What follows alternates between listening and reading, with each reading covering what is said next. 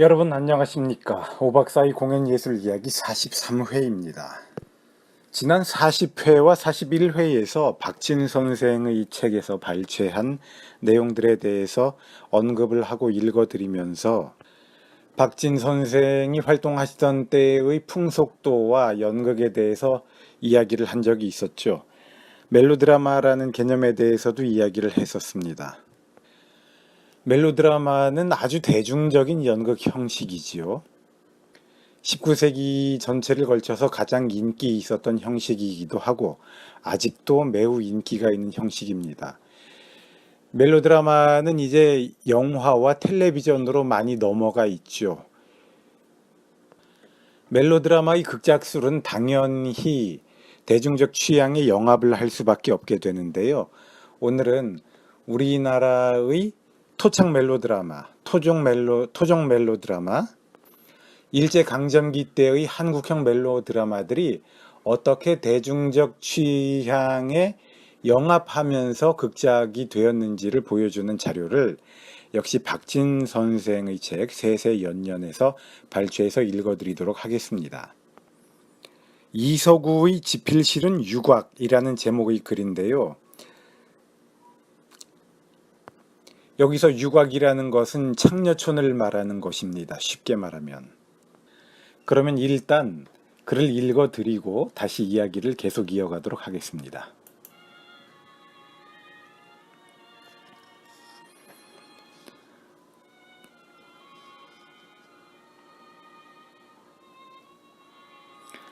동양극장에서 고등신파를 할 때 3, 4일 만에 갈아대는 연극이고 보니 연습이 부족한 채 초일막을 여는지라 늘 불안했다. 어느 때 극장 직원이 말하기를 매 프로마다 초일이면 아래층 가운데 줄에 앉는 맹인이 있다 하기에 초일이면 유심히 객석을 보니까 아닌 게 아니라 영락없이 그 자리에 앉아있는 맹인이 있었다. 맹인이 관객이라니 우스운 일이다 하는 생각에 나는 그 맹인 곁에 가서 앉아보았다.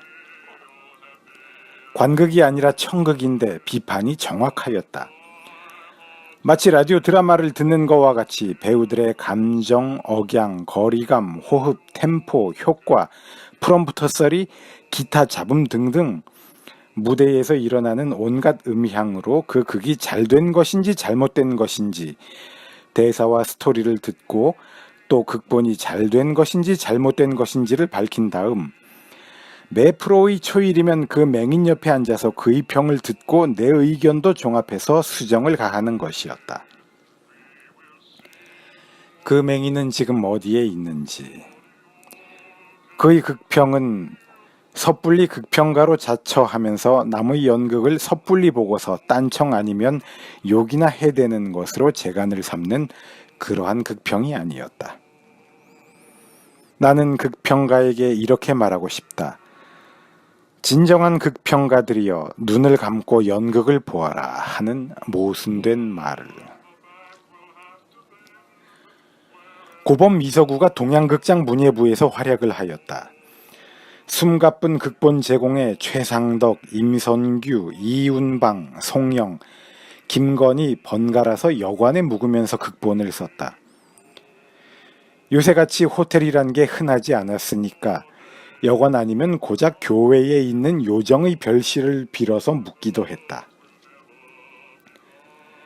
나도 희극 하나씩을 들여댔지만 그런 팔자가 못 되었으나 그 중에서도 고범은 여관이 아닌 유곽을 택했다.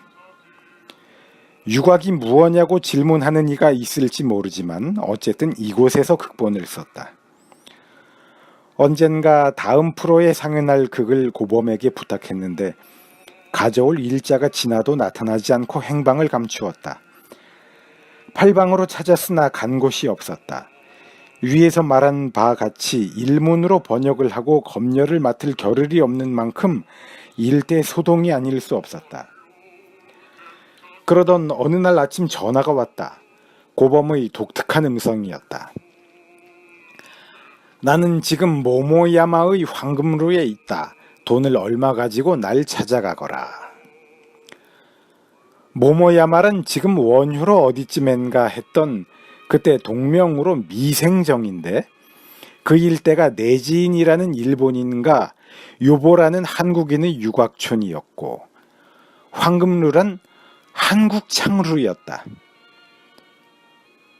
그 전화를 받고 놀라지 않을 수가 없었다. 그렇게도 급한 극본을 써야 할 사람이 창루에 누워서 돈을 가져오라니 이런 변사가 없었다. 어쨌든 소재를 알았으니 소요된다는 돈을 가지고 자동차를 몰았다. 나는 매우 노여워서 얼굴을 대하는 대로 욕설을 퍼부으려 했는데 그가 있다는 곳으로 가보니 큰 방을 탁 터놓고 창녀 5, 6명을 둘러앉히고 그 가운데에 책상을 놓고 수북하게 쌓인 원고지에 묻혀 앉은 것이 고범이었다. 그때가 바로 그가 쓴 극본의 낭독이 끝난 때였다. 장녀들은 저마다 눈이 벌겋고 손에 수건을 들었었다. 내 노여움은 놀라움으로 변하고 터져 나오려던 욕설이 미소로 변하였다. 고범은 잠깐 기다리게 하더니 장녀들을 돌아보며 자, 이놈을 죽이랴 살리랴 하고 물었다.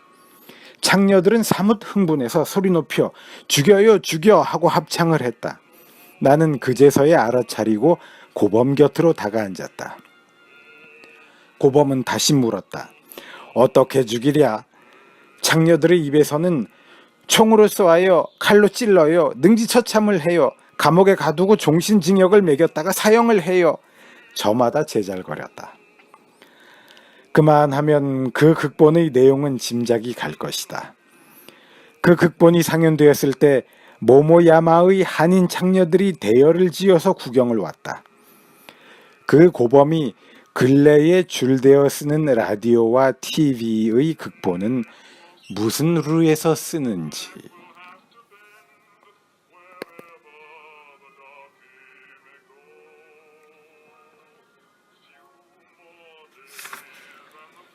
네, 연극 연출가 박진 선생님의 책 세세연년에 실려있는 이서구의 지필실은 유곽이라는 제목의 글이었습니다.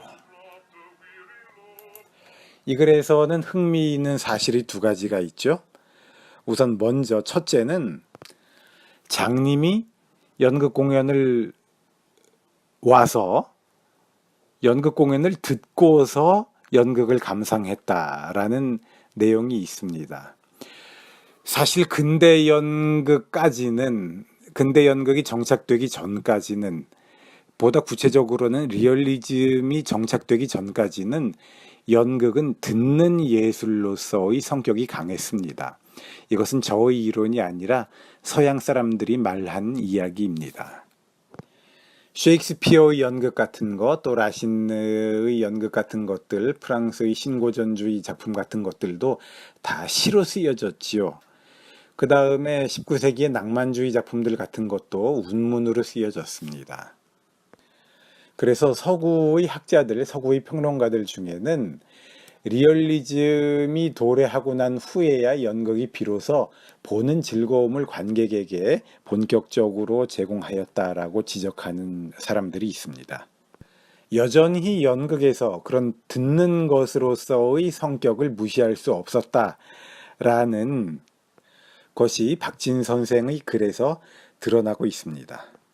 그리고 또 하나는 고범 이서구라는 극작가가 멜로드라마를 극작하면서 창녀들의 취향에 맞추어서 그들의 요구대로, 그들의 취향이 이끄는 방향대로 극을 만들어 나갔다라는 사실이 여기서 이야기되고 있죠.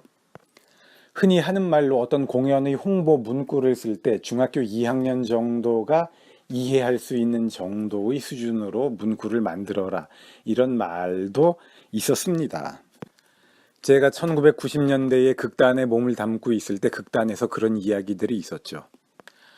아무튼 이른바 일제강점기 때의 신파, 박진 선생의 표현에 의하면 고등신파, 제가 부르기를 원하는 명칭으로는 한국형 멜로드라마, 한국의 토착 멜로드라마는 이런 식으로 대중의 취향에 발맞추려 하고 있었습니다.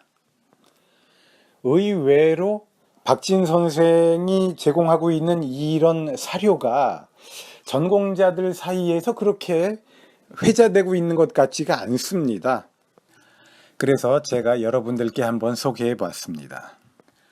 혹시 이런 식의 사료를 소개하면 그 당시의 연극이 저질이었다라는 평가를 받을까봐 이런 사료들에 소홀했던 걸까요?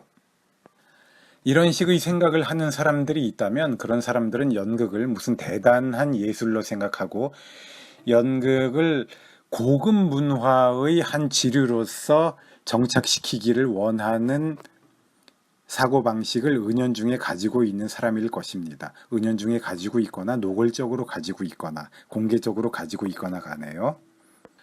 요즘 우리가 살고 있는 탈근대의 시대는 고급 문화에 대한 선망이 좀 많이 줄어들었습니다.